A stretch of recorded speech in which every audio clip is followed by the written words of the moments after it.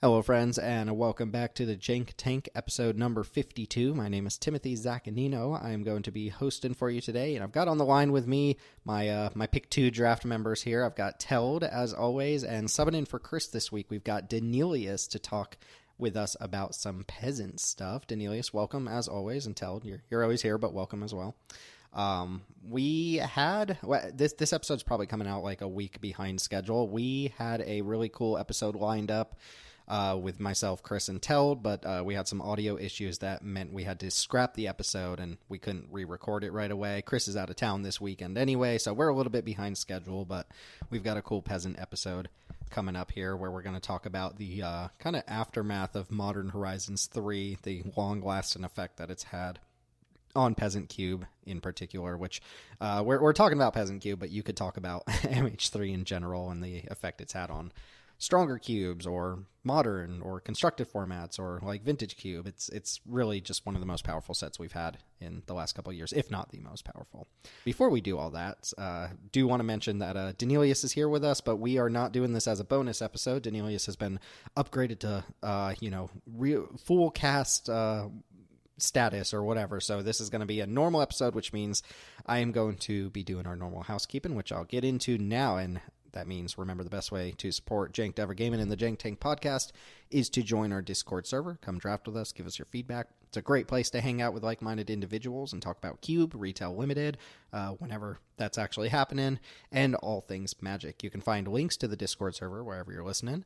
We host tons of scheduled drafts throughout the weekend, including our Peasant Cube on Saturday nights. I believe we moved our Peasant drafts to 5:30 Eastern on Saturday so that Daneelius could run your Peasant drafts earlier in the day without rubbing up against ours, and people can get as much Peasant as they want on those Saturdays. We have our mainline Jank Cube on Sunday nights. We have our F&M style drafts on Fridays where our players vote on a cube that they want to play, and we have various guest cubes, tons and tons of guest cubes actually, created by members of our server throughout the week, so there's always plenty to do. I personally participated this last Friday in a mid-range cube created by Kumrock, one of our newer members, who created a quote-unquote mid-range cube that played out a lot like Timeless Cube, but I got to do some pretty powerful stuff in that cube, and there was a lot of alchemy and stuff I'd never seen before, so that was fun too. But you can check out our socials, Twitter at JankDiverGaming, YouTube.com/JankDiverGaming. You can find Teld streaming on Twitch.tv/TeldTalks, and he has put up a couple videos on his YouTube channel, which is also Teld Talks. And Daneelius is here, so we got to shout out the Daneelius Peasant All-Stars Cube. There's a link to that cube if you're following along with the show notes, which will also be in the description down below. So, Daneelius, I don't know if I've done that housekeeping spiel with you on an episode before, but if you're going to join us for mainline episodes, you got to put up with it. You got to deal with it. So, well, hey, let me plug real quickly then and just say that I'm 18 followers on CubeCobra away from 100. So help a brother out. Hey, yeah, go give him that. Go give him that share or like or whatever. What is it on CubeCobra? Go give him that. It's a follow. Give him the follow. Yeah, give me whisper gently at me. Yeah. All right, let's talk single card discussion before we get into the meat of the episode here. And we're kind of split between something related to the episode and something that's kind of newish that's not related to the episode. So we're going to 2-for-1 this and do, I guess, a double card discussion here. And I guess let's start off with the new here. So the first card we want to talk about is something that I know, Daneelius, you're really, really high on right now. Edge of Eternity's card, Use Social Engineering, which is the 3 green enchantment with landfall. Whenever a land enters, you make a 2/2 colorless robot artifact creature token, and it has warp for 1 and a green, so you can cast it for its warp cost to get the effect for the turn, and then it exiles itself. Yeah, so Daneelius, so go ahead and talk about this card for a little bit, because I know this is like almost a deck-defining card in your environment, and we haven't quite seen it to that level for us, but I have been impressed with a lot of the landfall stuff. So, like, what are you seeing with Use Social Engineering? What are the shells that it's fitting in? And, why are you bumping it so high up in your pick orders these days? Yeah, what a card. First of all, I would say it's almost getting to the point of a cube-defining card for us, which I don't say lightly, but the past 2 weekends, we've had drafters pack 1, pick 1, use social engineering, and then trophy the draft, and in both cases say that this was like the strongest card in the deck, and the whole deck was built around this card.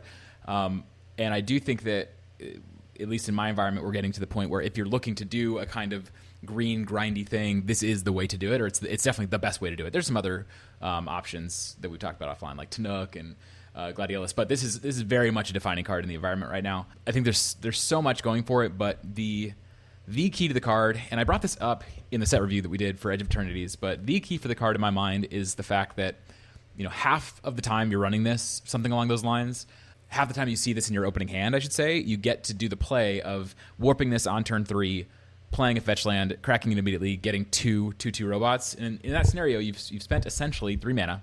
You get 2/2/2s for your 3 mana, which is an excellent return on investment there. And then you also draw this social engineering into exile to cast later.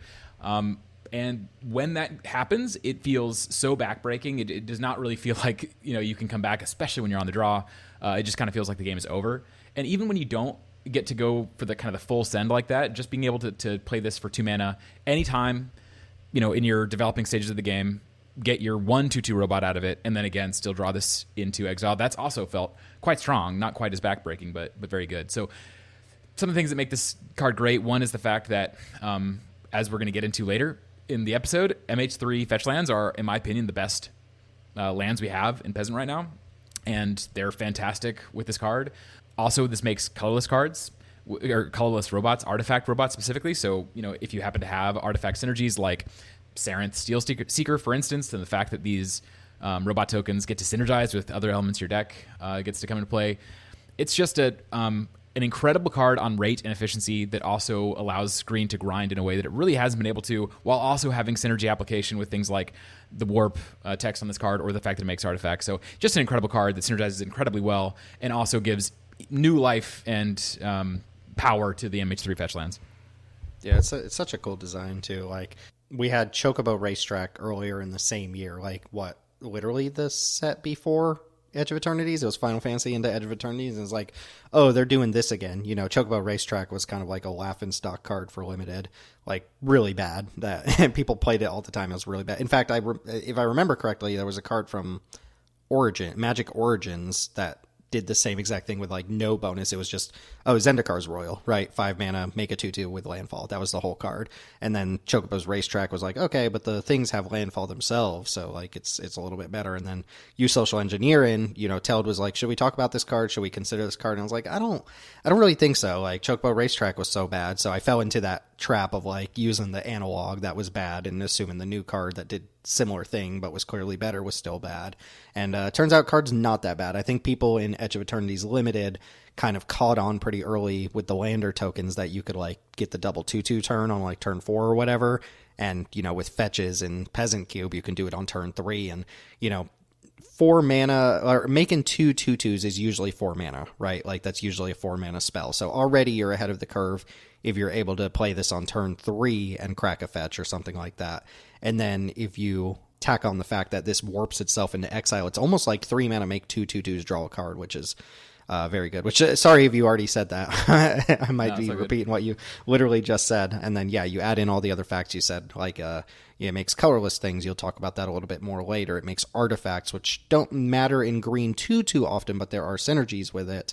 It does cast from exile stuff. We were talking before the show about the new Superior Foes of Spider-Man, or Restless Razorkin, or whatever you want to call it, like the 3 mana 3/3 that triggers when you draw cast a 4 mana plus spell. This triggers that. It works with Up the Beanstalk. Like, it has a lot of micro synergies that give it a lot of oomph in Peasant Cube, and then also it's just kind of like an inherently powerful card. You do need the fetch though, right? Like, I mean, how happy are you without the fetch to like fire it off and just make a 2/2 on turn 3? Like, not super happy, but it's still a fail case to fall back on for your 5 mana spell, right? Like, so you're still getting something out of it. Yeah, I think in that kind of a situation, you're just more likely to do it on turn 4 with a 2-drop, or on turn 3 with a 1-drop. But it doesn't have to be on turn 3. It doesn't have to be at a mana disadvantage. I think the key thing with this card is just see it as a 2-drop that provides incredible value, or 2 mana spell, I should say, that provides incredible value that you can't play on 2. That's it. It's a 2 mana spell. It gives you great efficiency, great value. It wins games. You just can't play it on turn 2, and I'm willing to put up with that downside risk of this card because of the upside potential. Yeah, very very cool addition to Peasant Cube. it's seeing a lot more play in your cube than it feels like it is in ours, despite the kind of like green landfall cards really popping off in our cube as well. But I'm happy to see something like this really taken off because it's such a unique effect as well. It's like not exactly what green decks typically do. It makes me want more fetch lands as well, which did I hear correctly? You said you added a second wave of the landscapes to your environment? Yeah, and the reasoning just being that I feel comfortable at this point. We've had the landscapes long enough, and again, we can get into this a little later, but the MH3 landscapes are just the best lands in Peasant. They're the best fixing lands. They're the most interesting lands. You can do the most with them. And so I kind of got tired of, acting like they weren't the best, and I feel okay playing second copies of lands, and so I just went up to 2, and I think that definitely helps the engineering deck, but it was doing well prior to me going to that second copy. And now it's that much easier for it to get the landscapes. But generally speaking, it seems like the decks and I posted some trophy lists on the doc for people to peruse. But generally speaking, it seems like people don't want to play more than 3 landscapes anyways, like 3 or 4 max, because there's a cost to running a ton of those cards. So and also the more landscapes you're running, in some ways, the more incentivized you are to be kind of heavy green. And so all your cheap plays can be green. You can play a lot of forests. And then you just splash other colors off of the landscapes that you're running, and it ends up being kind of a base green 5-color deck or a base green splash whatever you want deck, and it's been very effective. Cool. Yeah, I'm hoping to see more of this in our cube as well. I'm kind of excited. I was not excited about it initially. I am excited about it now, but we've got a little bit of something new, and we'll go into a little bit of something old here with the other card, which I'm going to throw to Teld here to talk about Eldrazi Repurposer, its purpose in the Peasant Cube, and like how it performs in our mainline cube. This is actually in our cube surrounded by like rares and mythics as well. Yeah, so Eldrazi Repurposer is an MH3 card. It's 2 and a green for a 3/3 Eldrazi drone with Devoid, so it has no color. And when you cast it and when it dies, you make an 0/1 Eldrazi spawn creature token with sacrifice this creature, add I think the official name is Wingding, a colorless mana.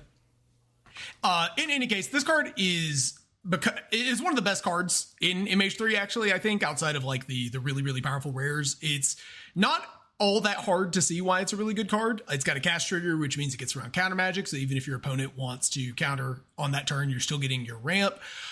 If you do resolve it, you're almost always going to get a second spawn out of it.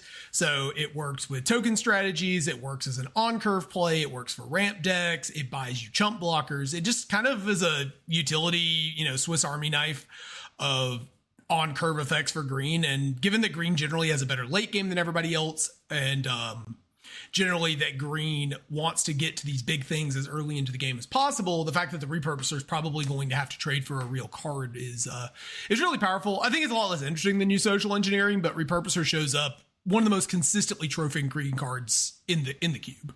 Yeah, just kind of a pushed common, right? Like you could see this easily being designed as like a 2/3 or only on ETB. Like they really didn't pull any punches with this for being a common in MH3, which is the story of a lot of MH3. But like the total package of 3 mana for 3/3 stats and 2 0/1s that sack for mana is kind of ridiculous if you ask me. I think I don't necessarily know if it's good or bad design or whatever, but it's clearly powerful to the point where we do play it in our mainline cube. It's great in Peasant Cube. It's actually rock solid in our mainline cube as well, in the same section as things like Surak and whatever green 3s we're playing. We're playing a million of them, tireless trackers and stuff like that. This is probably even better than tireless tracker, but it's a good lesson too for us. And we're going to talk about this with Chrys at some point on on an upcoming episode, is how to evaluate cards, like lower rarity cards for higher power level cubes. And I think Eldrazi Repurposer is a perfect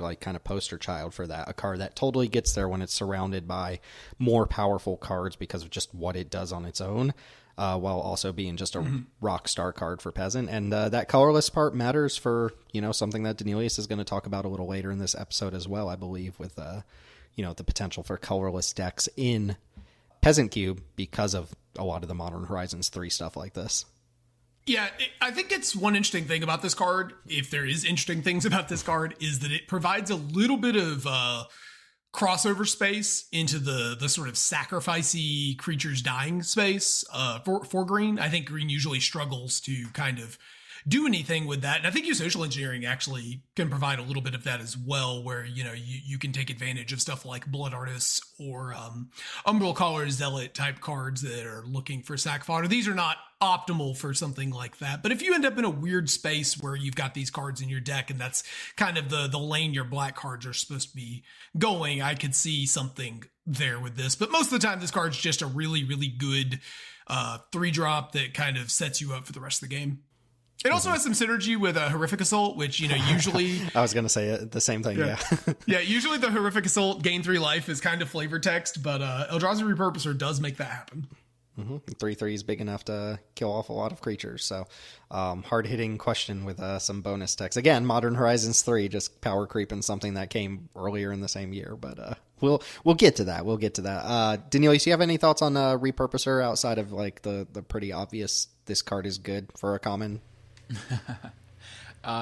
Board presence. So much board presence for a green 3-drop, and that's ultimately what I think makes it so strong, and it's excellent against removal. It's really those two things, and green cards don't always get to say those things while still being, totally serviceable in terms of its power and toughness on rate. But there's a card that I really like and lasted in my cube for a long time. Underseller Myconid from Adventures in the Forgotten Realms, I want to say. It was the 2 and a green for a 1/2 that tapped for any color of mana, and on ETB, and when it died, it made a 1/1 Saproling, I want to say. And the degree to which Eldrazi Repurposer just destroys that card, it's not even close in practice. Like in theory, I thought, the fact that Myconid taps for mana means it's got to have some utility over the Eldrazi, but no, it's not close. And I think that ultimately that sort of comparison can get made over and over again with MH3 cards. But the card is both very efficient, very strong, and also has a lot of synergy potential. So love it. Yeah, I'm assuming when they were designing MH3, what they did was they designed cards that were reminiscent of other cards, and then somebody came around and they were like, make it stronger, make it better. And then they did that for every card in the set. Or they, repurposed some last-minute Simic Legends into cards that would be interesting for Commander or whatever the story of Nadu was. If you're following along on the document here, you will see those deck lists that Daneelius posted from some recent trophy decks, and there's some cool stuff there. You can peruse how some of the decks look here and see a lot of social engineerings popping up in that 5-drop slot. But some nice repulsive mutations there too. Oh yeah, there's some schmexy stuff in here for sure. Main topic time. We're going to talk MH3. We've talked a little MH3 already. Obviously, I made my opinions kind of like secretly known just now, but we're going to try and discuss like where MH3 is in Peasant Cube now, and then talk about kind of positives and negatives of the set, and then close out with some of the kind of like standout cards or archetypes or things that we could explore / have explored / interesting things going on with the card file as it relates to Peasant Cube. But yeah, I'll go ahead and kick up this first section here and kind of just broadly ask you guys, like, where are we at with Modern Horizons 3 a little over a year after it released? Because when it came out, I remember we immediately added something like 50 to 60 cards from the set into our Peasant Cube, and I don't know if that number was higher or lower for you, Daneelius, but like that was massive. I have to imagine the most cards from any single new standard release that we've ever added to our Peasant Cube, like to the point where you're redefining like what, a sixth of your cube with new cards from a set that just came out. Like, it was massive. But where are we at now versus where were we a year ago when it comes to the MH3 cards? Yeah, I think the biggest difference for me between MH3 and a lot of these other sets is that when a new set comes out, I really want to investigate it. I want to try a lot of the cards. I think my play group is interested in seeing how some of the best cards from the new format stacks up.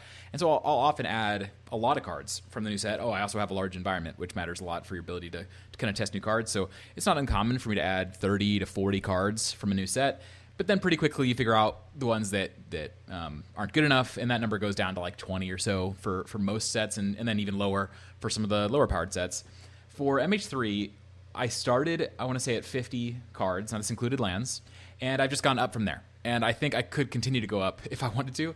Currently, I'm sitting at 60 MH3 cards in my environment. Now, that does include 25 lands, including 2 copies of landscapes, but But yeah, the situation for me is MH3 is just as dominant. It started dominant, it stayed dominant, and I can't really see me going down on MH3 cards anytime soon. If anything, I'm going to start adding more. Teld, do you remember what the number was? I think in that lost episode, do you remember? It was like 60. We're currently on about 45. Yeah. 40 something came to mind. Now, part of the reason why that number has gone down is not that we have replaced MH3 cards because they were not performing up to snuff, but because they broke our environment in half and we felt the need to remove them so that people would stop complaining. Yeah, and that's a larger percentage, too, because when we're talking about Daneelius' cube, we're talking out of 540 versus ours being out of 360.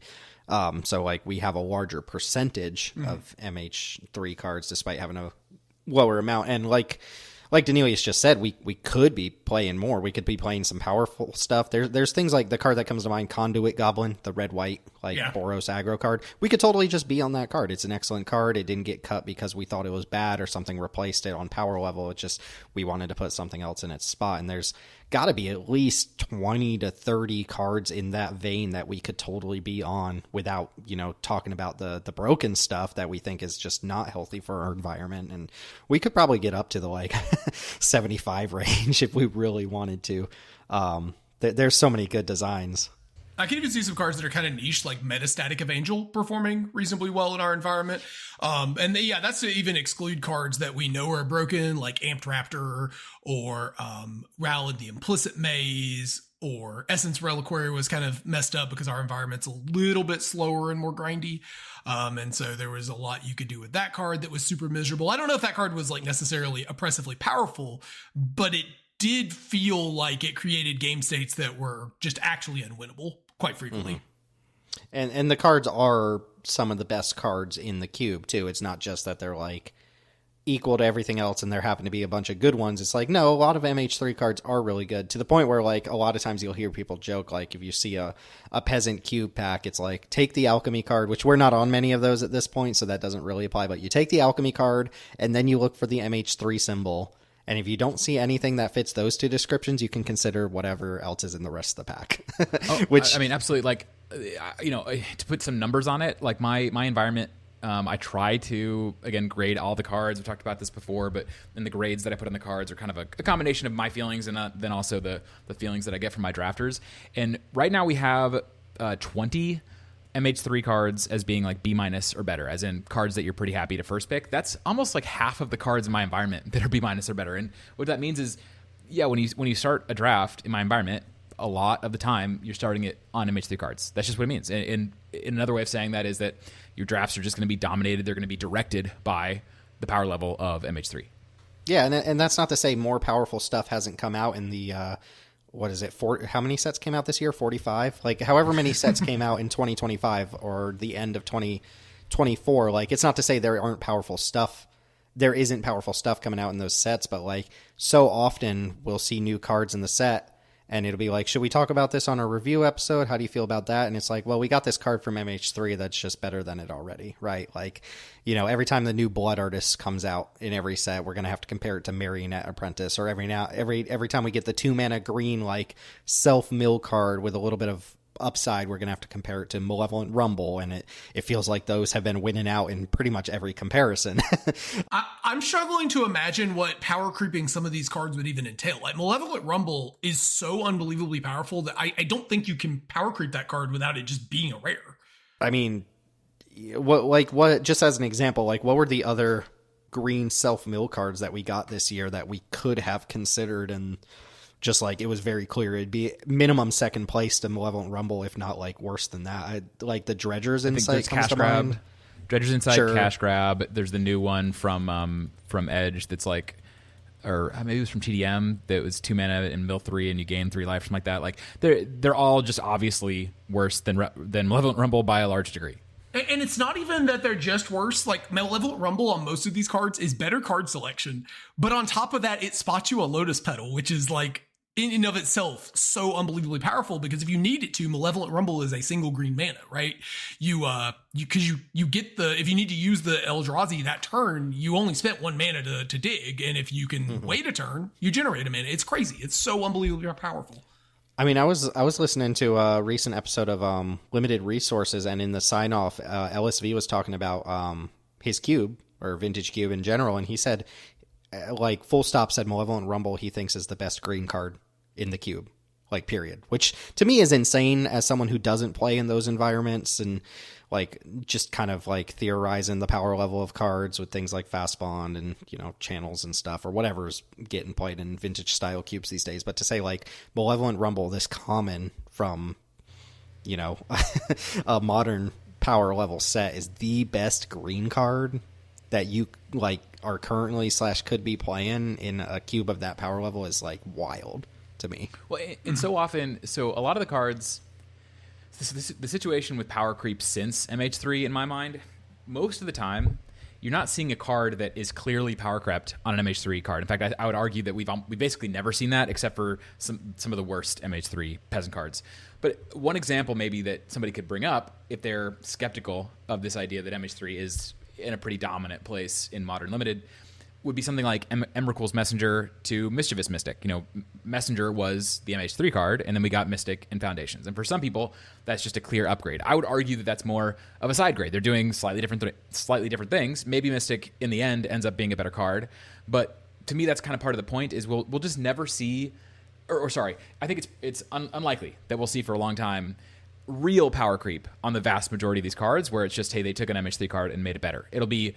okay, the power level cap that we're determining is MH3, and then we might power creep other cards up to this level, and maybe they'll do slightly different things. Maybe you choose the non-MH3 card sometimes, but they're never going to be straight up better, like always better than the MH3 card. Yeah. Teld, do you remember when we were talking about what's that Airy card, the auxiliary Airy, and it was like it's like the 3 and a white 3/3 flyer with a support 2 or whatever when it enters, and we were like straight up it's a 5 mana card we were playing, but just a whole mana off. Yeah, the Crimson Vow Angel, and we're like, wait a second, isn't this just the same card, but they trimmed a mana symbol off of it? Yeah, that's the sort of thing. Like, it's going to be the reverse, is like, instead of like taking cards and making them better for MH3, they're going to like take MH3 designs and be like, how do we make this worse, and then make it fit into the new standard set? Well, we've already seen this, right? Like in Aether Drift, there was a Boros gold card that was Airy Auxiliary on a 2/3 vehicle that, like, it was worse in every conceivable way, and it was still a pretty good card. Well, you can use other examples like Marionette Apprentice. You know, they're never making a better Marionette Apprentice peasant. It's not going to happen. I can't. If it does happen, alarm bells should be going off in all of our heads of like, what's happening? What's going on? How do they do this? Because what would they do? Make it a 2/2 like that also makes a token. You get to gain life also. Like it's hard to imagine how they could even manage that. Yeah, you mentioned Glyph Elemental here in our notes as well. Do you think that's like a cream of the crop white aggressive creature or 2-drop or something like that? Well, whether or not you think it's like better than every other white aggro card that's come out in the last 3 years, again, to me isn't quite the point. It's like that's a pretty broad bucket. It's like anything that's doing something like Glyph Elemental is doing, it's never going to be better than Glyph. Like, okay, they made Saz's Chocobo. You know, is Saz's Chocobo better than Glyph Elemental? Well, yeah, maybe sometimes when you really need that aggro creature on turn 1, but Elemental does so much more, obviously, than just what Chocobo does. So that to me is the point. It's like, it's not that these cards are always going to be the best. It's that in the specific way that they were designed, you can't be better than them. And so when you're looking for cards that fill a particular role, it's just often going to be an MH3 card because there's no cards that, for what's specifically printed on those cards, they're always the best. I was just going to say, for our cube, we're not even on Glyph Elemental because we played it for a while, and it turns out like a 5/5 that also makes one of your other creatures into a 4/4 or a 5/5 is kind of a messed up Magic card. It is strong. But I mean, like, maybe you think that Neighborhood Guardian sometimes is way better than that card, and it can be, or, you know, Glory Heath Links can be a very good card. There are other really good 2-drops, and maybe sometimes they'll play better, but there's never going to be a better, you know, landfall or a thing like that provides so much value. Like, this is the best version of this we'll ever see.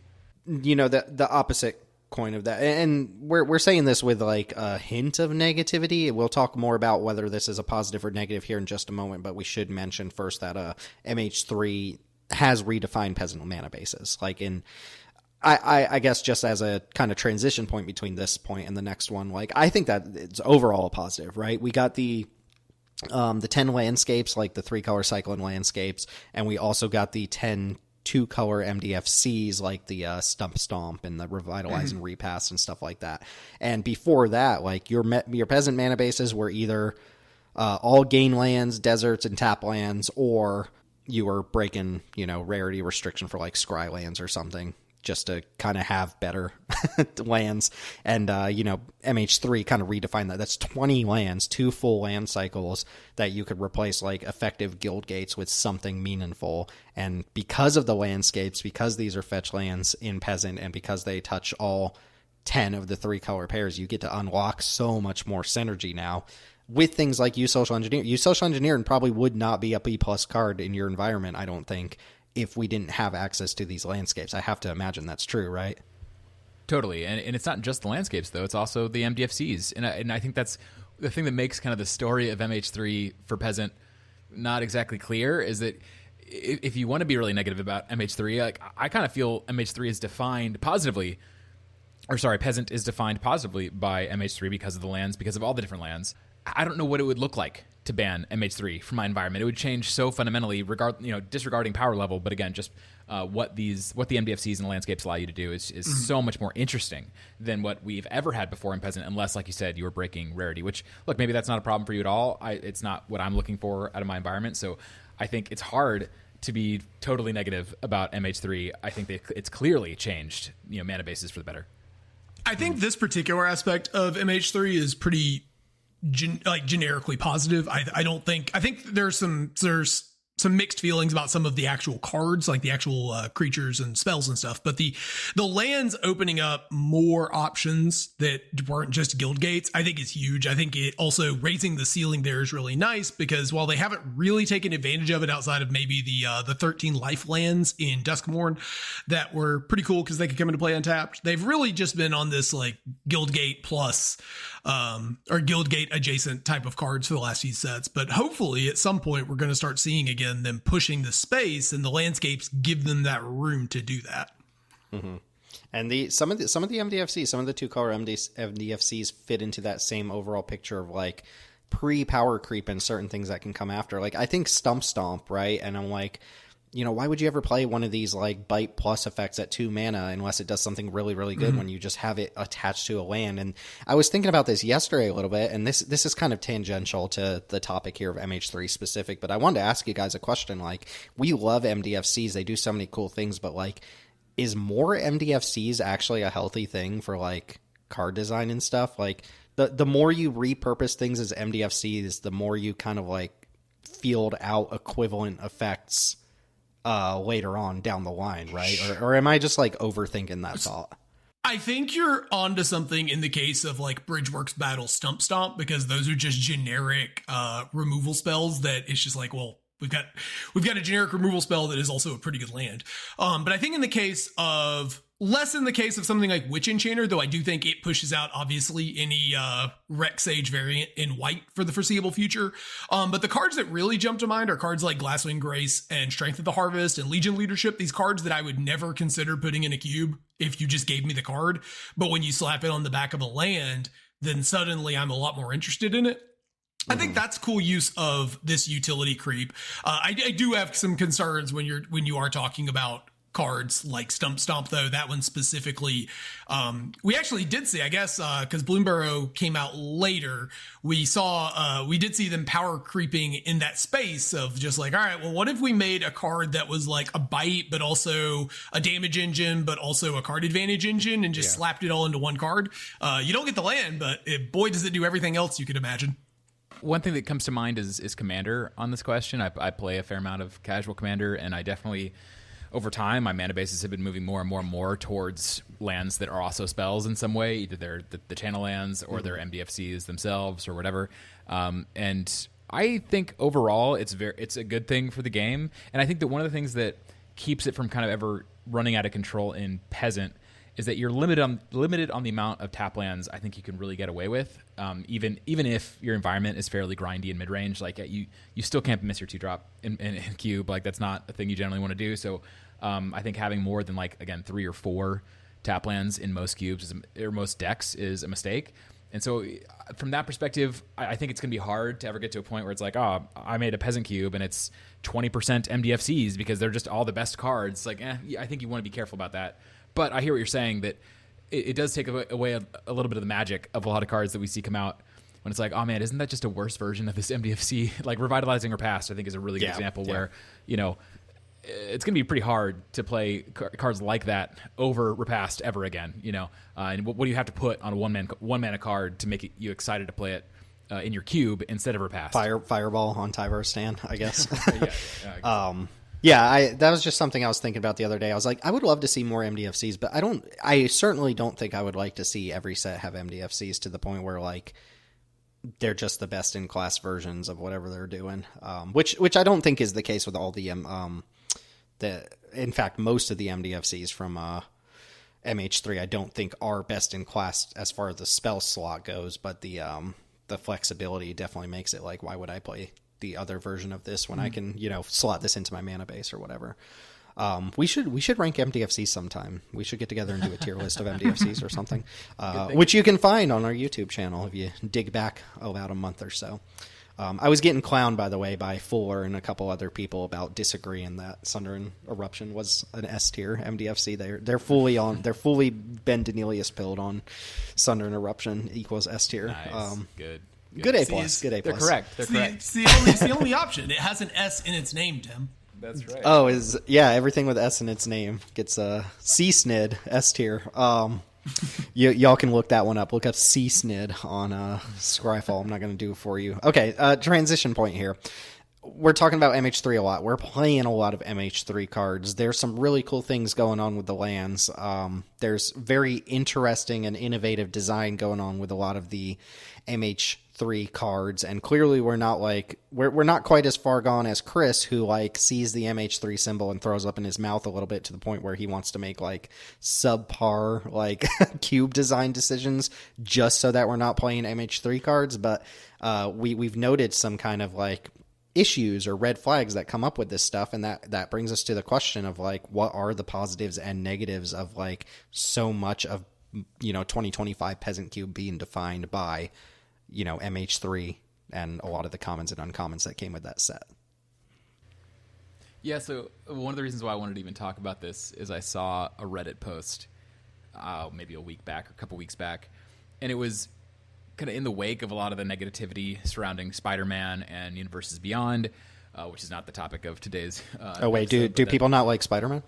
Right, yeah. I didn't realize. It's not been super successful, it turns out. Not the best set they've ever made. But the post was somebody, it was like the guy standing up meme, and it says Modern Horizons has done more to damage the game of Magic the Gathering than Universes Beyond. And you know, it's a sentiment I've seen more and more. One of the content creators I like the most is this guy Aspiring Spike. He makes modern content, and he said this many times, that basically Modern Horizons 3 was just such a massive design mistake, and that it has completely and fundamentally changed the power level of Modern in ways that invalidate tons and tons and tons of cards and strategies. And I do think that we see that at Peasant as well. I mean, there's just no way around it. Like, the Peasant is a different format pre MH3 and post. And you know, I'm not sure whether or not I can say it's, you know, a good or bad thing. There's definitely good and bad things about it. But I think the fact that Modern Horizons 3 was so obviously busted for constructed, that really does apply to Peasant as well, and it does provide us some problems going forward. Yeah, I do agree with this post or this picture to an extent. I think it's conflating a little bit. And I get it that it's a meme, it's reductive, like, but you know, the damage that Universes Beyond and the damage that Modern Horizons 3 do is entirely different. I do think from a gameplay perspective, though, obviously Modern Horizons 3 is way worse. It's like, it's substantially worse to have Guide of Souls on turn 1 in your Magic the Gathering than like one of the 57 Spider-Mans showing up in your game of Magic the Gathering. You know, you can argue about the value or like the IP itself, like the damage that Universes Beyond does, and we've had an entire rant episode about that. I don't really want to dive in on that again, but I do kind of agree, especially for Modern specifically. Like, obviously Modern Horizon sets were meant to push the power level of Modern, but the degree to which MH3 just basically turned Modern into like Modern Horizons 3 block constructed is pretty egregious, right? Like the Boros energy deck in particular was basically just like Modern Horizons 3 cards and a handful of the most broken design mistakes of all time floating around.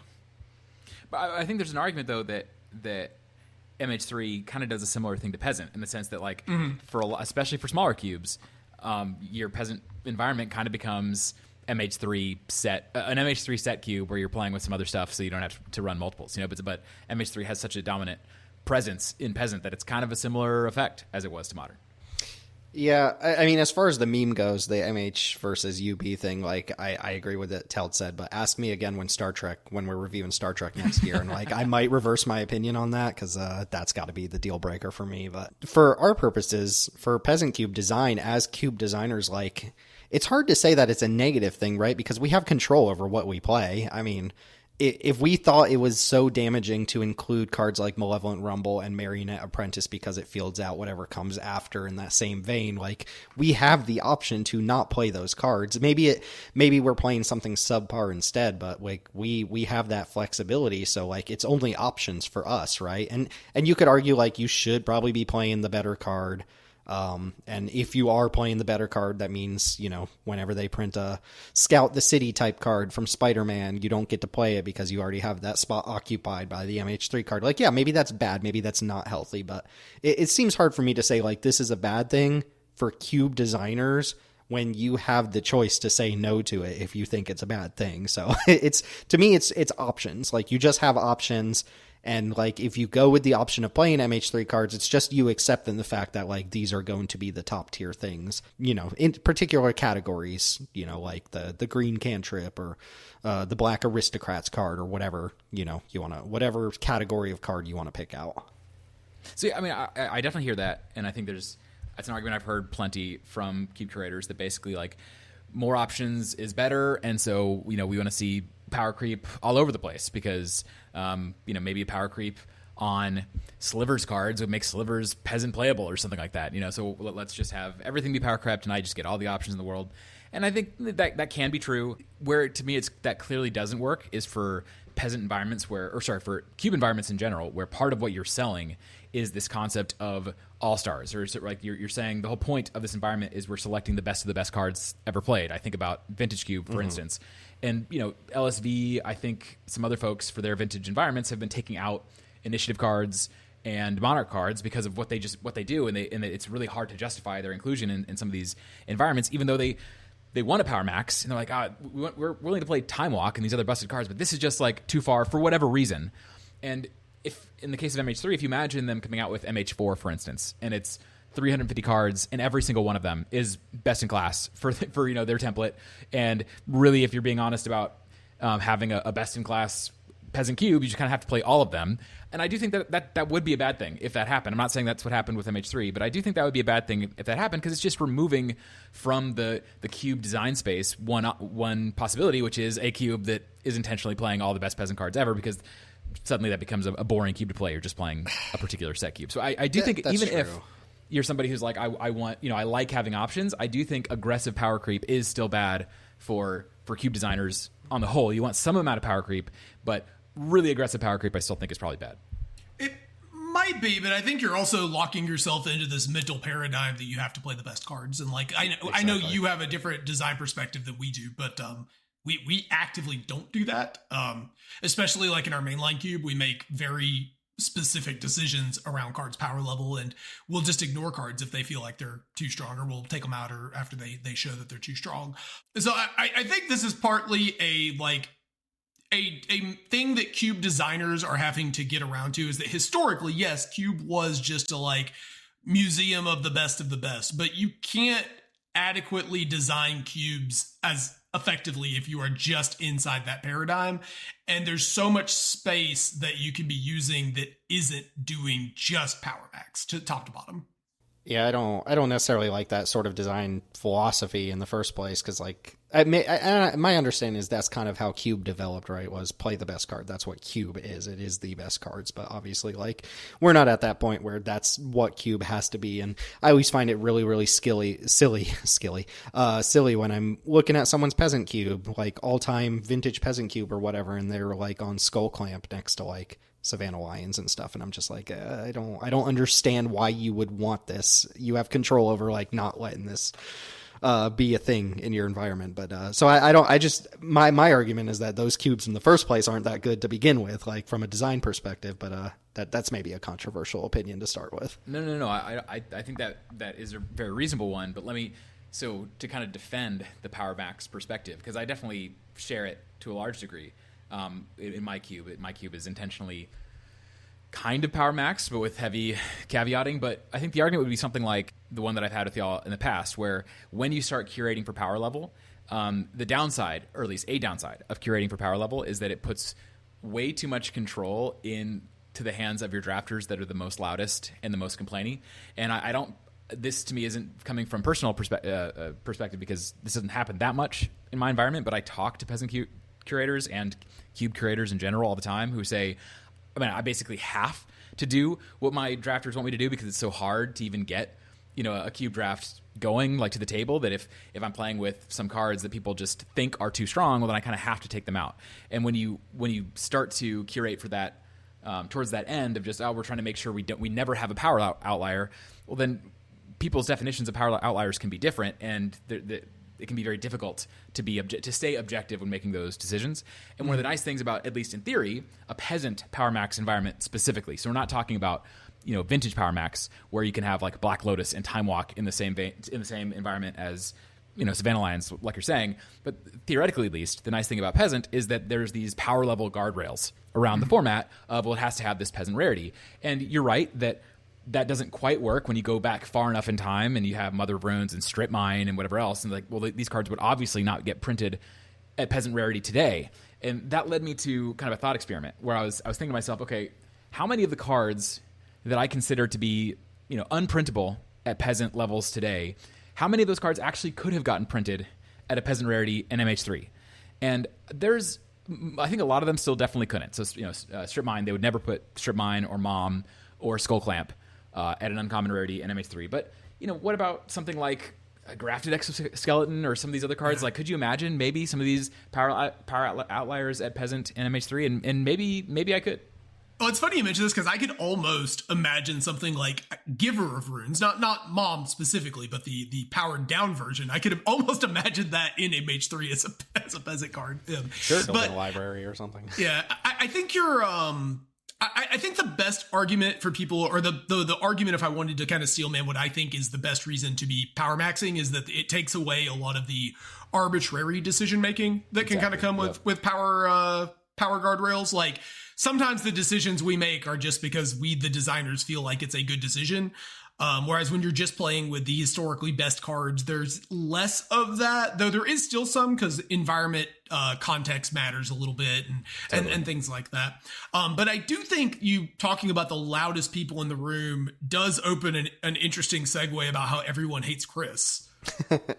I did want to just make a little note about Writhing Chrysalis, this flaccid purple peepee looking Eldrazi motherfucker that everybody won't shut up about whenever the people talk about MH3. It's just like, the card is fine in Peasant Cube. This was just me wanting to use this episode as a platform to say Writhing Chrysalis is a perfectly healthy, fine card in Peasant Cube, even if you're not power maxing. I think it's actively a fun, good card to play against, and people are so hurt about week 2 and week 1 of MH3 the first time it was around, and that really just did a number on people. But we had loud voices in the room saying, like, this is unacceptable for Peasant Cube. We cut it, and then Teld and I put our feet down, like our little Eldrazi tentacle feet down, and we were like, you know what? We actually liked the way this thing played.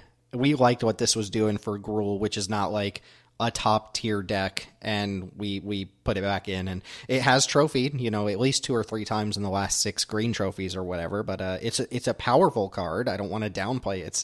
It's a mistake of a common for sure, but I think it's a healthy card that does not break things. Like, it's in the pantheon of best commons ever printed or whatever, but I think it's fine. It's fine. It will not hurt your queue. Put it in your Gruul section. I would say that this card probably hits like A-, B+ range, where it's like, it is a card that will pull you into the color pair. It is a card that is very bomby and powerful at times, but it's also not the best card in either of these colors.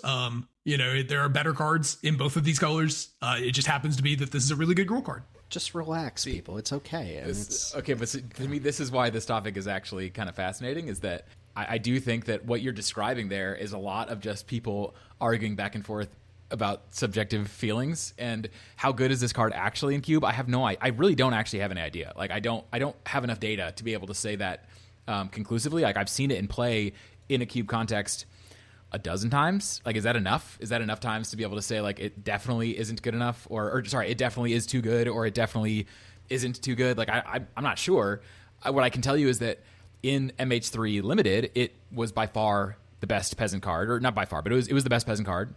And if one of the things I was saying before, where it's like, hey man, if some of these really old peasant cards that people note as being too good in a modern context that would never get printed at a peasant rarity in modern context, if I can imagine some of those cards going into the set, if some of those cards could go into MH3 and wouldn't be as good as Writhing Chrysalis, well then why is Writhing Chrysalis okay? And I do think that this is where the power level discussion gets really, really hard, and why I do think at times I appreciate WotC making sets that have generally the same power level, because it avoids these sorts of problems. But MH3 being so much more powerful than all the other sets around it makes this a hard question, I think.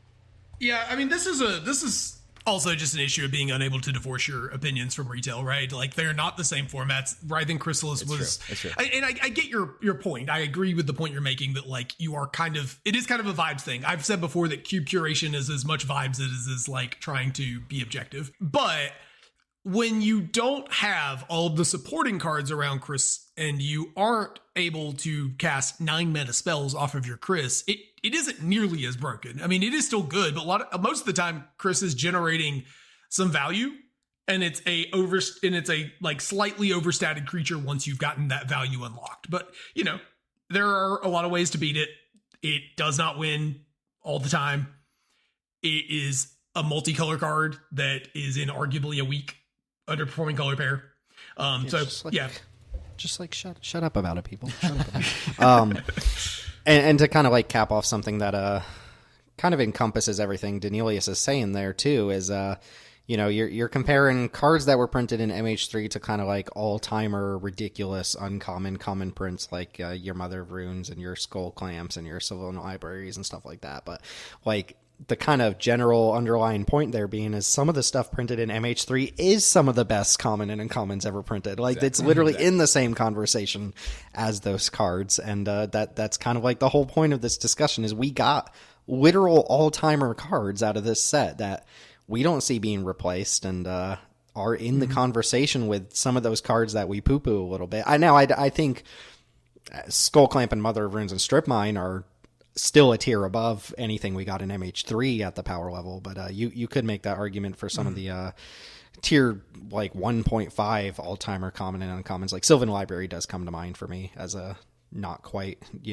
insane busted card as it used to be or whatever. But yeah, I think one of the things here too is that it's the rate at which it happened, right? MH3 just having so many, let's say, A-level cards, best in slot cards. It used to be, or it usually is the case that even in powerful sets like Duskmourn, I think Duskmourn was one that is just an exceptionally powerful set, both for peasant and for retail. You get like one Sheltered by Ghosts, right? You get that one card that's just like, maybe this card's not okay. Maybe this card's like kind of pushing the boundaries of what's an acceptable power level for this rarity. Mm-hmm. And then you get, a bunch of powerful cards, but like, usually you only have one of them or two of them that are just really sticking out as like sore thumb type cards. Like, your Hunter's Talents and your Sheltered by Ghosts and, whatever other cards you want to mention. Maybe you Social Engineering ends up at that tier. I don't think it's quite there, but you get my point. Usually you're having this discussion around one card, but when you have the MH3 discussion, it's like 20 cards. And that does substantially raise the ceiling instead of just slightly pushing it up over time, like Daneelius was saying, with that slower, more methodical kind of power creep. Well, and it also makes, I think, communication around Peasant a lot harder, because when MH3 came out, part of what I'm arguing is that like the entire landscape of Peasant changed that day, like when MH3 came out. And if you're somebody who didn't respond to that, or you update your cube slowly, or you play Peasant Cube pretty rarely, it's like you might not have realized what happened when all of a sudden half the cards of your cube nearly became invalidated if what you were worried about doing was like playing the best in slot versions of cards. Yeah, and it's clearly not unhealthy for powerful cards to come out and change the landscape of stuff. It is, I think we can agree, especially from the constructed standpoint, let alone like the cube standpoint, it is very unhealthy when so many of those cards come out simultaneously. For constructed, that's a terrible thing. For like, you know, the best 50 out of 75 cards in your constructed format to be from whatever the latest set that just came out was. That's just not good. That's really bad for that format. I don't know if you would say that's like a bad thing for Peasant Cube, though it is a structural change for sure. Yeah, I do wonder, and this is something that I hadn't really put a ton of thought into until recently. Somebody mentioned that they actually didn't like how MH3 impacted things, so they made a set, a cube from like OTJ to EOE, and we're trying to focus on synergy. And I wonder how much of a market there is for space of the non-MH3 variety. Like, obviously, you could just say, I'm not including MH3 cards, but that seems a little arbitrary, though I guess everything ultimately is a little arbitrary, so like, whatever. But I wonder how much appeal there is for stuff that like standard / pioneer level peasant cubes, or, you know, either on a shorter time window to show off more of these cards, or just somehow avoiding the MH3 problem of just having, you know, 60 best in slot or best in class level cards. I mean, cube designer lesson, like, if you design the cube, like, it's different when you're playing other people's cubes. You don't have much control over it. You can give input, you can give feedback, but if you're a cube designer and you don't like MH3 cards, don't play MH3 cards. Like, I would urge you to play the landscapes in basically any cube you have access to, but outside of that, if it really just makes you sick that your MH3 cards are dominating things, like, don't play them. Play other cards. You're allowed to do that. I think it would be fascinating to play a Peasant Cube where somebody's like, I don't play MH3. The cards are just too good. You know, it's like it would be such a different experience from what I've grown accustomed to over the course of the year. Yeah, what do you want? Grizzly bears? Like, what even is there? Like, okay. So any more thoughts on like good versus bad, positive versus negative from MH3 before we move on to some of the like archetypal individual card stuff? I was just going to say that, like, I think I'm less upset about the set now that I've seen the direction that we've gone in. The last couple of sets for Magic have been kind of weak, but there's been some very, very powerful sets outside of those that have pushed some of these effects up into the range that I'm okay with it to an extent, though it does feel like some of these cards are pushed this way because like a Samurai's Katana, right? Like, it is incredibly pushed. It's incredibly powerful. Choco Comet's incredibly pushed, incredibly powerful. And it's still just kind of like, is this better than the MH3 stuff? Probably not. But like, also they are pushing these effects. And, you know, I really like the increased complexity of design that we're seeing in Peasant, some of the more interesting designs. And I do think MH3, for all the crap that it gets, I do think there's an element of this set did push what was an acceptable design across basically every type of card you could imagine. Mm-hmm. Yeah, and I think for me, one of the biggest downsides, we've kind of skirted around it a little bit, but it's the fact that there's this delayed gratification lesson here, I feel like, where when MH3 came out, WoW was an exciting time to be a Peasant Cube curator. There's so many cards to think about and play with, and wow, you know, so many toys and tools that we can use for years to come. And the downside is that, you know, what you just said there, Teld, about how some of the sets lately have been weak. I'm not even sure how weak they've been. It's just that every set, you know, I think about the number of cards that have come out since MH3 that, if not for MH3, would have made me more excited. And I'm just going to get excited less than I would have if MH3 had been, you know, less of a ridiculous power outlier. So that I think it's a maybe a niche downside, but it's one where it's like, yeah, it's just less fun for me now as a Peasant curator looking at spoilers, because I just know that there's going to be fewer cards that I'm interested than there would have been. Yeah, so like maybe instead of looking at the top 25% of a set for a cube, you're only looking at that top like 5% of cards for a cube, because, you know, like I mentioned with the Samurai's Katana and Choco Comet, like in our review, we even talked about how egregious those cards were, and they were completely broken if you played the retail format. Like, Choco Comet is one of the most egregious limited cards I've ever played against, and like the fact that it's in the conversation with MH3 cards is like probably saying something, right? Yeah. Okay, so I mean, there's some good and bad. Like, the whole point of this episode being like, where are we at with MH3? It was like, we're playing the cards. We're playing with the cards, but we recognize that we probably get to play with less new cards because we're playing with the cards. And that we can point fingers. We can point fingers at the people who designed MH3 and be like, you did this. This is your fault. But, you know, if we thought they were truly unhealthy, Daneelius, I don't think you're so deranged that you would just play cards that you think are unhealthy just because, like, they're super powerful or whatever. Like, if you really thought they were bad for your environment because of the power level, you just wouldn't play them, I assume. I mean, if they printed Ancestral Recall at uncommon in the next set, I probably wouldn't just play it. No, probably wouldn't.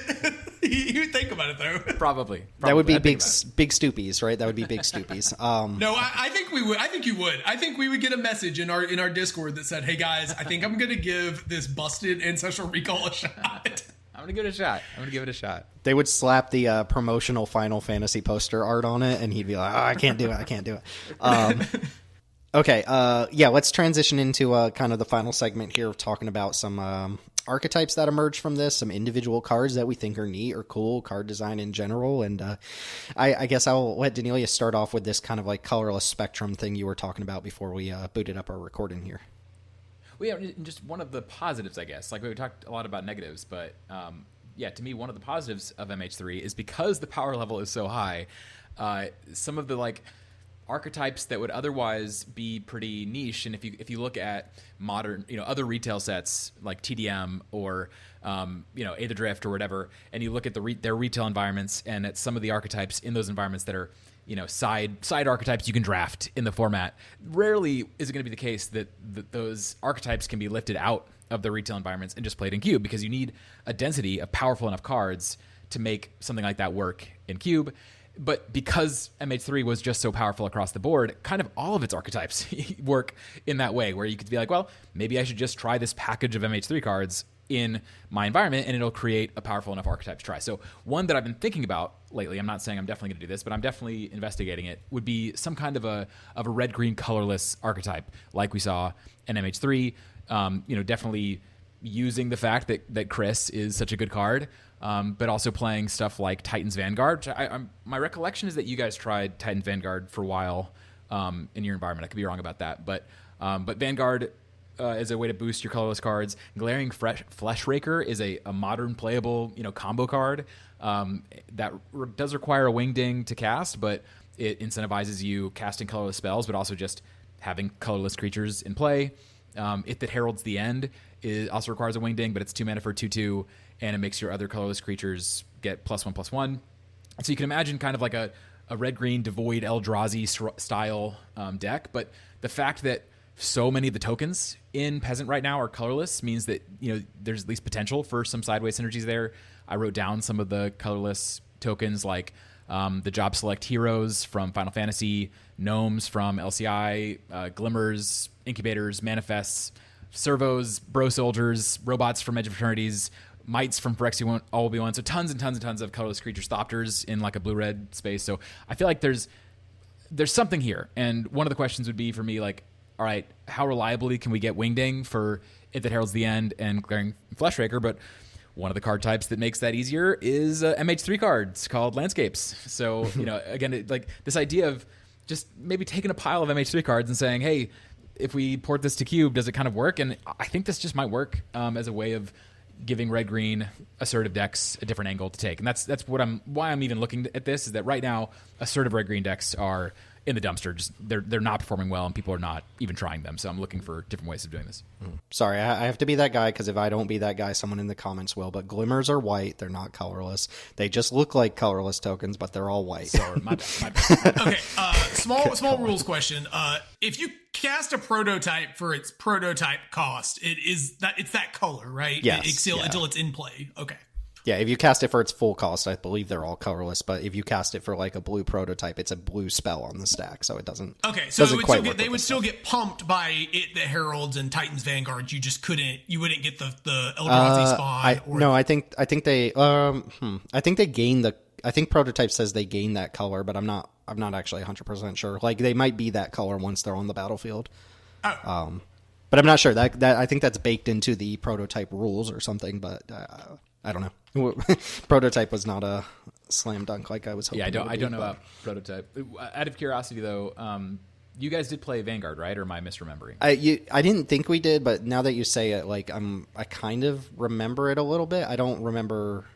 I think we did. I think we did very shortly, but we didn't go out of our way to like support it in any way, which would be a weird thing to play at that point. But I'm just imagining a board of robots from you social engineering, and then you play Vanguard. It's just, I'm excited Sick. about the potential there. Give it haste, get the trigger twice in the same turn. Yeah, I mean, it's a strong card if you support it with the colorless stuff. Just you got to support it. It's not good enough on its own.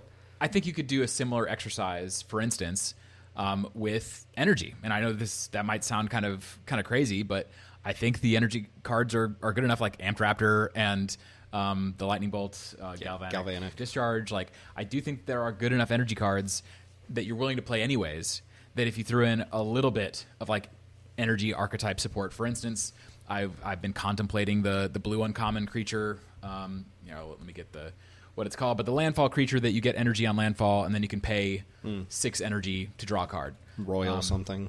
Yeah, Royal Cartographer, I think is the card.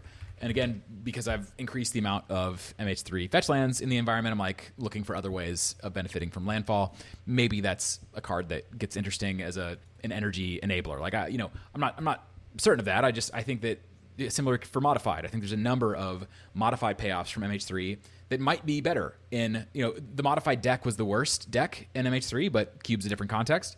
And I think some of those cards could be reasonable to play in Cube, especially given the fact that there's a lot more kind of incidental artifacts running around, or incidental equipment running around, incidental counters running around. I think you could just lift out a package of modified cards and play them in your Cube.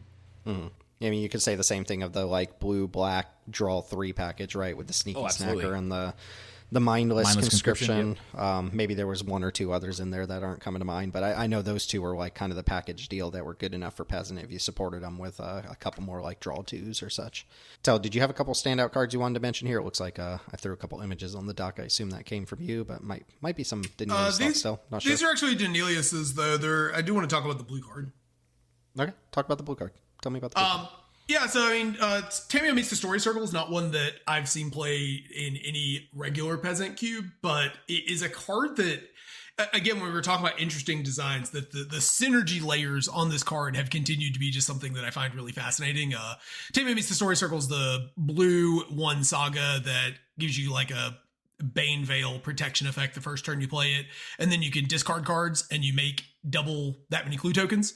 And then you get to shuffle cards from your graveyard into your library. So the real appeal here, though, is that Chapter 2 being able to be a giant discard outlet that also is a giant way to make a bunch of artifacts.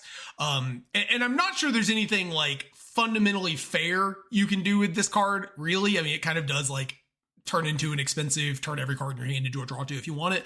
But I think the real upside here is like, we're discarding a bunch of cards with a containment construct in play, or we're discarding a bunch of cards with some sort of, Umbral Caller Zealot plus the like pinger guys, the Reckless Fireweaver type cards. So there's not a lot of fair things to be doing here, but there's some like really interesting synergies that a card like this. Another one Daneelius has here is Metastatic Evangel, which is a 3/1 for 2 that would a non-token creature enters the battlefield, you proliferate. Just another really powerful card that kind of we don't play, but has a ton of synergy, has a ton of upsides, and it's kind of a mixed bag because these also do feel like about as hard as you can push these kinds of effects without just making something completely and utterly egregious. Yeah, Daneelius, did you have something to add about those 2? I guess you were the one who originally kind of shouted them out in addition to these a couple more green cards here. Mostly it's just like kind of unique, interesting effects. Again, part of what I think is so interesting about the MH3 conversation is that so many of the cards that don't make a lot of cubes are just kind of sitting there waiting to be used. And I think Tamiyo Meets the Story Circle is a really good example. There are just not Peasant cards that do what this card does, at least not close to it at the rate at which this does it.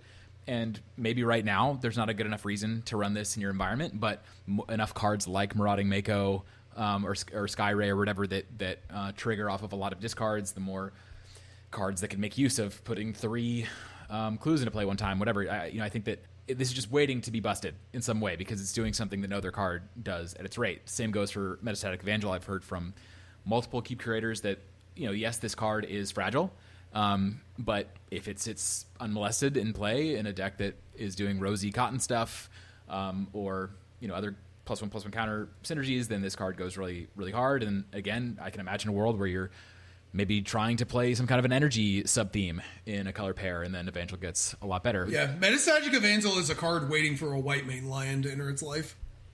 Yep, exactly. And, but there's a number of these cards that I included. Nesting Grounds is a card that I know a lot of people really enjoy playing with, and it's, again, a relatively unique effect of just moving counters around.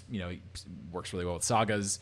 Essence Reliquary is the most unique Skyfisher variant we've probably ever seen, and, again, it's hard to imagine a power-crept version of Essence Reliquary. Again, even if you don't want to play it yourself, you don't like the play pattern with the Exile, Oblivion Ring effects like Journey, sure, that's fine if you don't want to play with it, but there's no card like this is the point. Interestingly, we have Molten Gatekeeper on here, and they kind of did give us... It's still not a power-crept Gatekeeper, but Wefstalker Ardent is a similar card, and I think in some ways better than Gatekeeper, but it's more of a side grade, and Gatekeeper was a common. But two of these green cards that I also threw on here that I've heard some people running... I think you guys were running Hunger Tide Rises, right? Or am I wrong about that? No, we added it after. We added it after I played it in a different cube and was like, "Wow, this card's really, really good." Have you liked it? I haven't had a chance to play the Peasant Cube. I usually have been since we moved it to 530. I don't really get to play very much. Fuller had it yesterday in a Naya kind of like token pinger deck with all of those kind of Molten Gatekeeper kind of variants, and it looked pretty cool there. I think it's a cool card without being a busted card, but it is interesting and.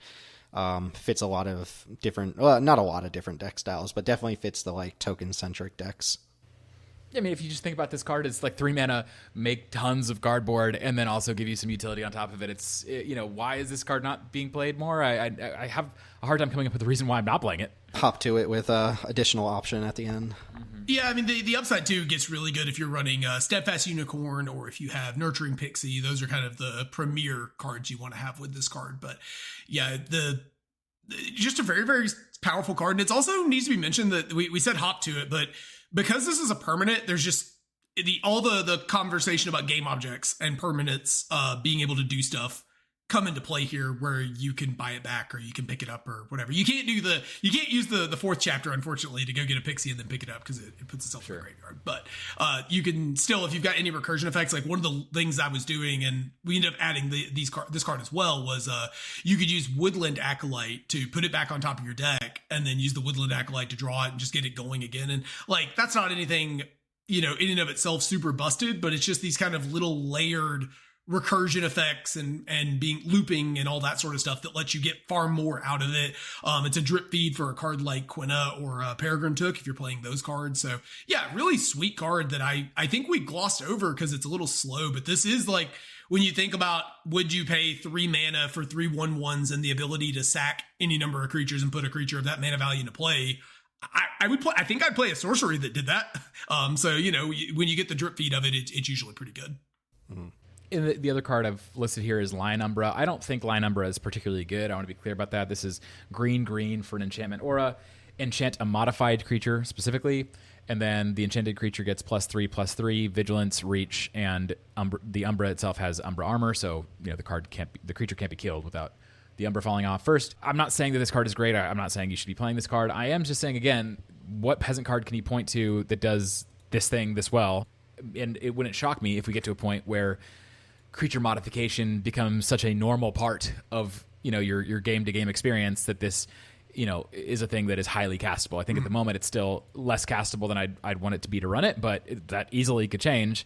And then again, unless we're 10 years in the future and they've come out with the version of this that only costs a single green mana or something, then this is going to be the best version of this effect. Yeah, and we're already seeing that, right? I mean, if you look at the average game of Peasant, in addition to game objects, there's a bunch of counters floating around, and especially if you look at like what Commander and Commander usually has lately been kind of like what happens in Commander drips down into the rest of Magic to a certain extent. And Commander is like an average Commander game has just, 30 dice worth of counters floating around in it. But there's even more to say though. Like, do you want to add infinite combos to your cube? All right, well, there's Basking Broodscale, which combos with multiple other peasant cards. There's Evolution Witness, which can combo with other peasant cards. And there's other just strong cards that I, again, don't run right now in my environment, but not really for great reason. Like Indebted Spirit is the best version of The 1-mana 1/1 that dies into something that's probably been printed ever is my guess, or pretty close to it at least. There's something like Path of Annihilation. This is one of the most busted cards in the retail environment, and I think if you get to there's a world where you have a Peasant Cube that is shaped in a way that Path becomes playable. There's cards like Eviscerator's Insight, Wither and Bloom. Like, these are all kind of C-level Peasant Cube cards in my mind, but I hadn't, you don't really think about playing these cards because I have so many MH3 cards in my environment already that just adding more of these cards that are basically Cs seems like not really where I want to go. But again, it's not because they're not good enough to run. There's just so many. Yeah. So, I mean, Bo on MH3 here is a year out from the set's release. It's still dominant. Like, it's as dominant as it was when it came out. It will probably continue to be dominant unless something really crazy happens. In order for me to imagine something kind of usurping MH3 as like the dominant force in Peasant Cube, it would either need to be literal MH4, which would probably just, dominate in tandem with MH3 instead of like usurping it, or they would need to do some sort of Pioneer Masters style thing where they just rarity downshift a bunch of stuff, which we did see with Pioneer Masters. I don't know how much of it was relevant downshifting for us, but like if they just took a bunch of traditionally powerful rares and stuff and downshifted them to uncommon, I'd be like, okay, maybe that will give, MH3 some competition, but that hasn't happened. Pioneer Masters certainly didn't do that on a wide scale or anything.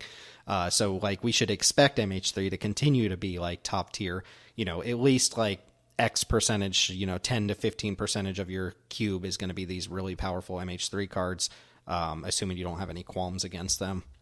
And we don't. I mean, I really don't, unless it's breaking our environment, and we have the control to remove that stuff if we feel like it's breaking our environment. So it doesn't really bother me too much that MH3 had this super powerful, like, kind of, I don't want to say landscape for obvious reasons, but it shifted the focus of Peasant Cube, and I think that's okay. I think it's mostly for the better. Again, going back to that point of like we have control over what we do and don't play. I think there's a lot of interest in design here.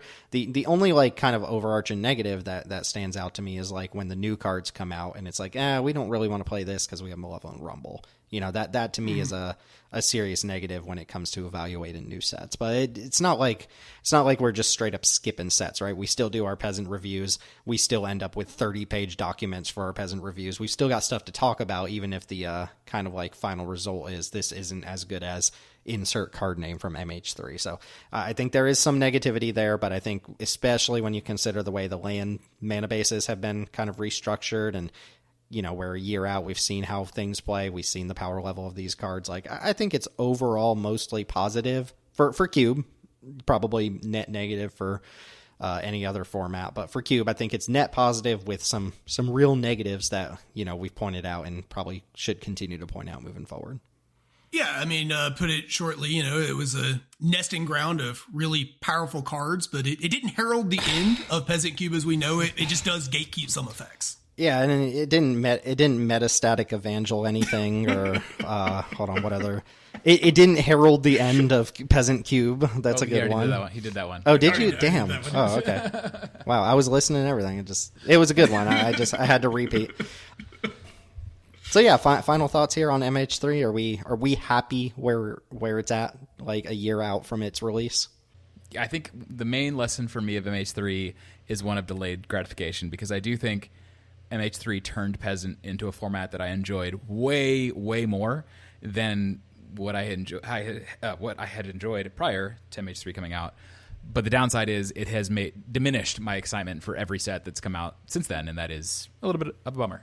Yeah, I mean, I would ask, like, if the next set that came out, it's not going to be Avatar, but let's say Lorwyn comes out and you peg 50 cards, 50 to 55 cards from that set that are making Peasant Cube, like, how excited would you be knowing what happened with MH3? But it's almost a dud question to ask, because, like, I just don't see how that could happen. Like, I just don't see how that we could get another MH3 style set unless it's another Modern Horizons set. So it's almost not worth trying to even, like, speculate on that question. I think the set to maybe keep an eye on is the Marvel Hero set next summer.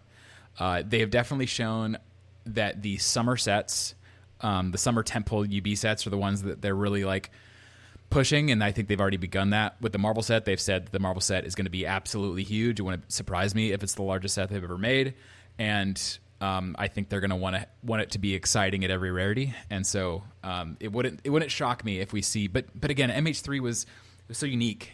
It's hard to imagine them being willing to power creep at every level to the same degree. One other thing that I'll bring up, this is a bit of an aside. I do think that Edges of Eternity is maybe the most powerful set we've ever gotten outside of MH3, and that'll remain to be seen. There's definitely still some developments that have to happen there, but I think this set has some real staying power, and again, that also seems to be the case in constructed formats like Modern. So we'll see if it stands the test of time. But since MH3, Duskmourn had a lot of powerful cards for sure, but nothing close. EOE Edge of Eternity's had a lot of powerful cards, but Modern Horizons 3 still stands alone. Can you imagine if the Marvel set ends up having like 50 incredibly pushed peasant cards that we then have have to learn the name of for two different cards? Yeah, Jesus Christ, yeah. Oh, God. Yeah. Which they have not confirmed that, but they also intentionally did not say that it's going to be on Arena like they did with every other set they announced. So I have to imagine that's OM2 coming around. But did they say that all future Marvel sets would have the OM treatment?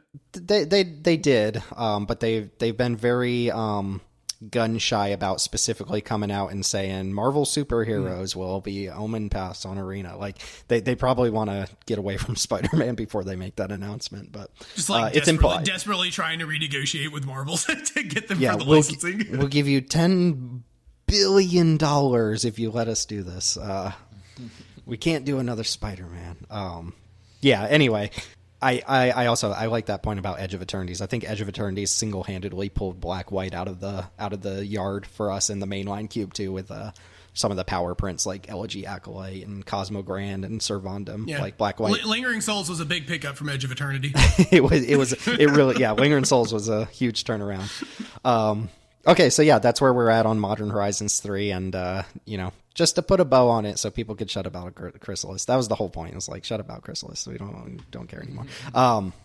Remember, you can find us on Twitter at JankDiverGaming, YouTube.com/JankDiverGaming. You can find Teld streaming on Twitch.tv/TeldTalks or on the YouTube channel Teld Talks. You can find Daneelius's cube that he's referenced here in the show notes as well, in the description down below. And you can find Daneelius both in the Jank Diver Gaming Discord and the Lords, not that one. What is it? Court of Calls, Limited Level Ups podcast. Sorry, I almost plugged the wrong podcast there. You can find him as an admin over there as well, where that's where you do your drafts. I've noticed you've doing quite a few Peasant Cube drafts up in that server lately, so plenty of places to find everybody here, and come chat with us and give us your opinion about Modern Horizons 3 and how it's affected your cube, or if you're a player. Especially if you're not a cube designer and you're just somebody who plays a lot of cubes, I'd love to hear people's opinions on, how that shapes your opinion of a cube when you see a bunch of Modern Horizons cards in it as well. And if you've heard the myth of the 100 Ornithopters cube, come check out my YouTube channel where you can find me running it back with Jund, which turns out is very, very broken in that cube. Bioblight, messed up card. Bioblight, kill every Ornithopter. No, it doesn't kill my Ornithopters because my Ornithopters have +1 counters on them. It just kills everybody else's. Oh, okay. Yeah, come check that out and check out that YouTube video as well. Lots of fun alternative cubes happening these days. Feels like someone's debuting a cube like every 5 seconds. I know CubeCon is going on too. It's like, how are there that many like novel cube ideas? But people are creative. If you ever want me to get all in, just come with some sort of gimmick cube. Those are my favorites. All right. Hopefully we'll have Chrys back on for the next one. No offense, Daneelius. Thanks for being here, Daneelius. Wow. We did lose that last episode, so you didn't hear Chris's sultry voice this within the last few weeks. But that's okay. Maybe he'll be back on. We'll talk probably about the role of like commons and uncommons in higher power level cubes. And from there, it looks like we'll be transitioning towards Avatar: The Last Airbender and whatever is going to happen with that set. So thanks for listening. As always, my name's Timothy Zaccanino, and we will catch you all next time. Okay, are you guys aware of the...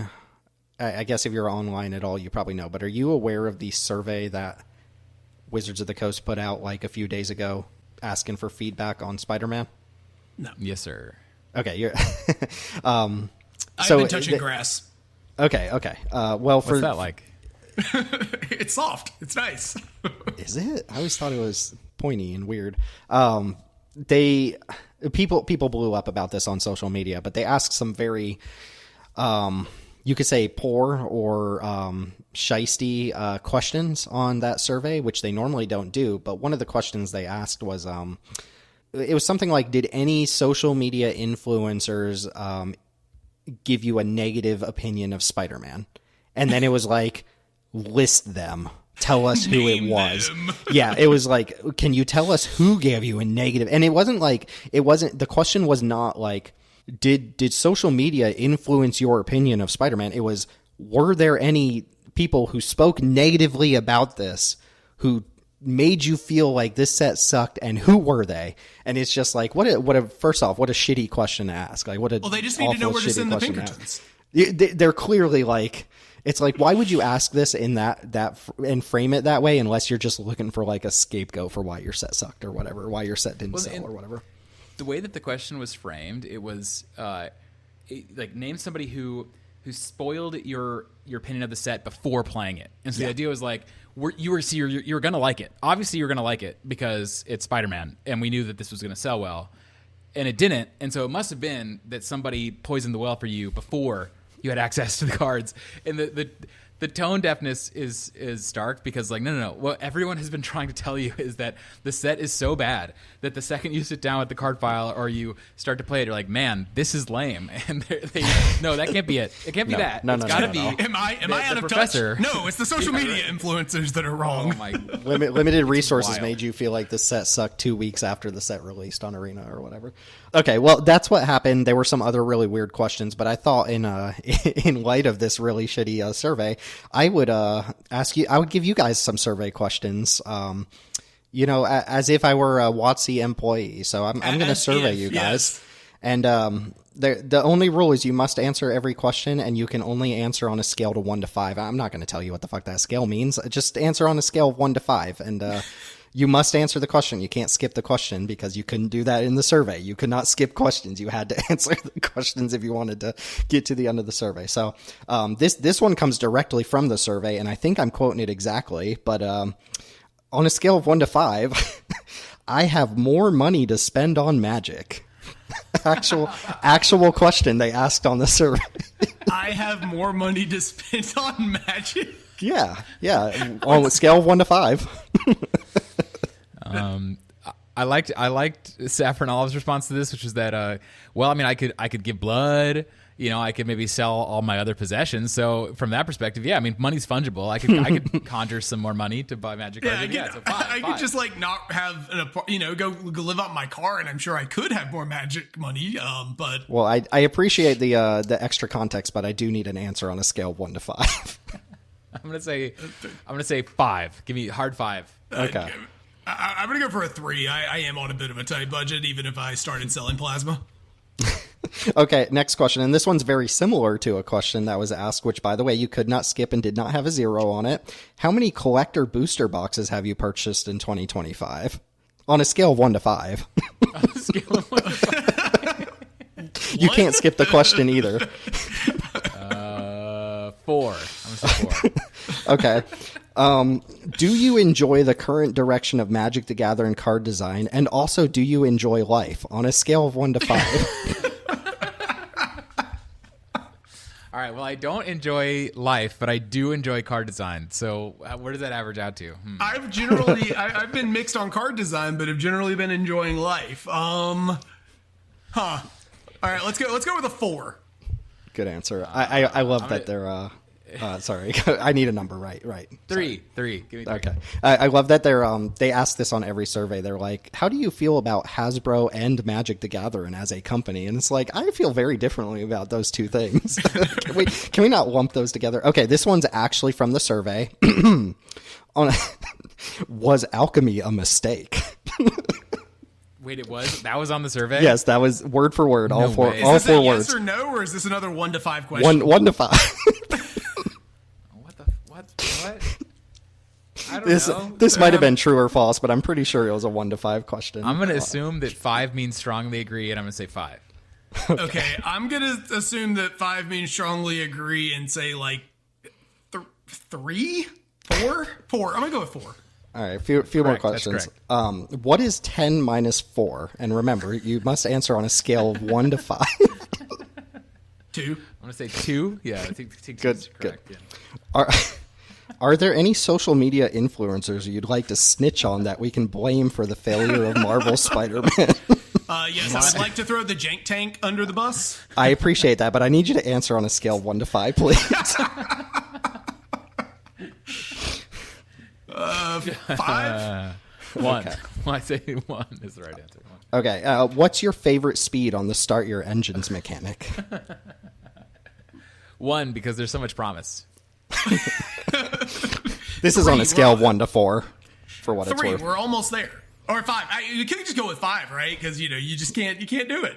I'm gonna go with 3 because you're right there. You're about to have max speed, and then you'll get whatever crappy benefits on the other end. I have played in commander games where people just keep on boosting their speed up just to see how high it gets. So yeah, it could be 5, sure. This is in honor of something that happened to a lot of people who were taking the survey. But I'm sorry, Teld, you're not the target answer. You're not the target audience for the final question. Thank you for taking the survey. But for Daneelius, Yay!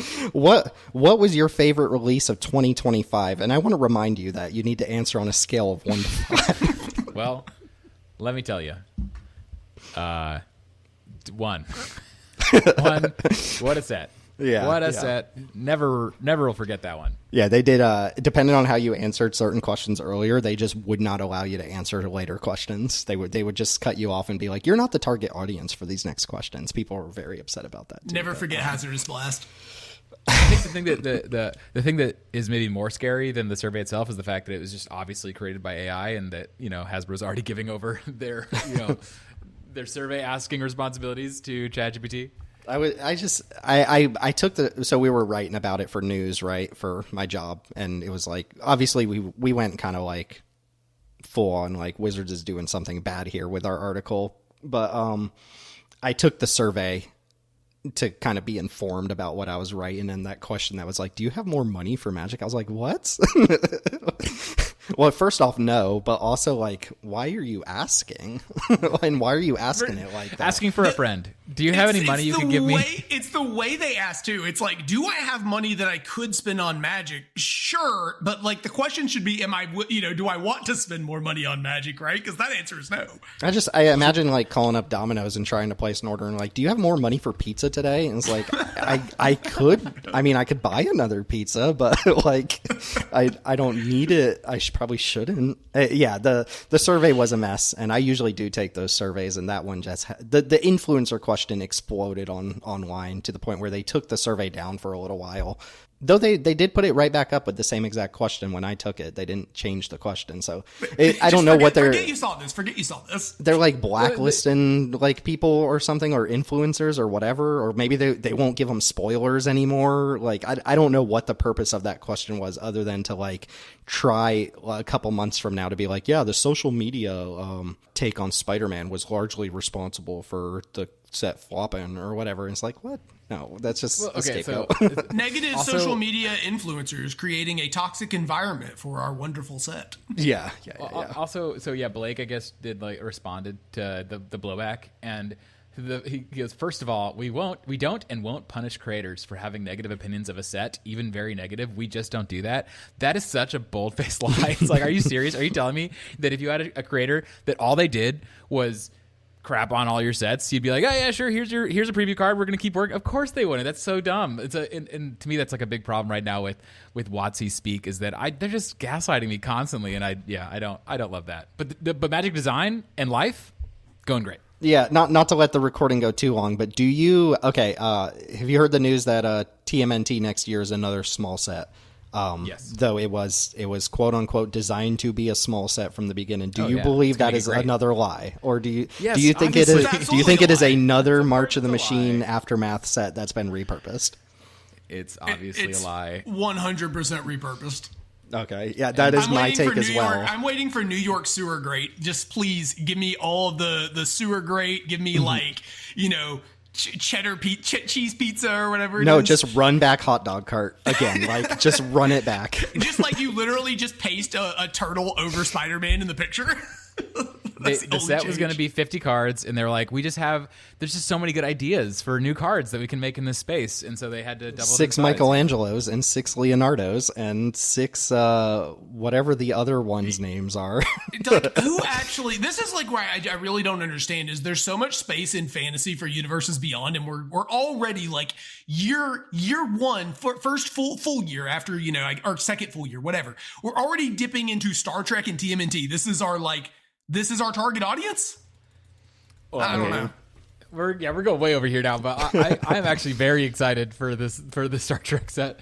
I do think that there's a lot of material there, and because of Edge of Eternities, I was they going to can say make it seem EOE kind of build close or whatever. I love EOE, and I think that has kind of set the stage for a space set not being crazy. Let's talk next November when you see William Shatner's face on a couple cards, love it. and the Live Long and Prosper card with Leonard Nimoy, and Yes, then let me know if you still have that Right same into my opinion. veins. We definitely got to get the Zachary Quinto in there somewhere. Yeah, we gotta get it all 4 things that people know about Star Trek. Star Trek Enterprise, or no, that's not the name of the thing. The Millennium Falcon, that's right. All right, with that, let's go ahead and close this bad boy out. We'll catch everybody next time. Quark Tribal. Well, folks, the sponsor deal with Beats by Dre fell through, but we were able to pick up an alternative ad spot from a direct competitor, so enjoy this ad from a different headphone company. Someone on the bus trying to talk to you while you're vibing to Avril Lavigne's greatest hits? Buzz off, loser. We're listening to our Bitchin' Beats. Bitchin' Beats. That's right. Bitchin' Beats uses the latest audio engineering technology to make those bops pop, and their noise-canceling, sound wave blocking, padded styro technofoam digital cortisone-encrusted earpads will keep you immersed in your music and physically detached from the world around you. 3-hour flight surrounded by a bunch of babies? Fuck them kids. You've got Bitchin' Beats. In-laws ruining the vibe with politics and stories about your wife when she was younger? Man, we ain't trying to hear that. You've got Bitchin' Beats. Bitchin' Beats. New Gwen Stefani CD drops next Tuesday and no one RSVP'd to your album listening party? Don't worry about it. You've got Bitchin' Beats to drown out the loneliness. Bitchin' Beats. They'll make your ears bleed in a good way. We've even developed a kid-friendly version of our headphones. Order now and you'll get a pair of Little Bitchies absolutely free for that scrumptious little music lover in your life. Tired of hearing them blast Judas Priest in their bedroom late at night?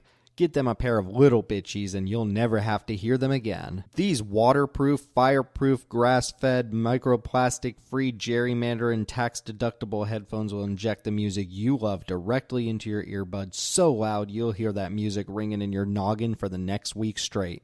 The music never stops with Bitchin' Beats, so stop paying attention to the road, pump up that Tron soundtrack you downloaded, and get bitchin'. Bitchin' Beats.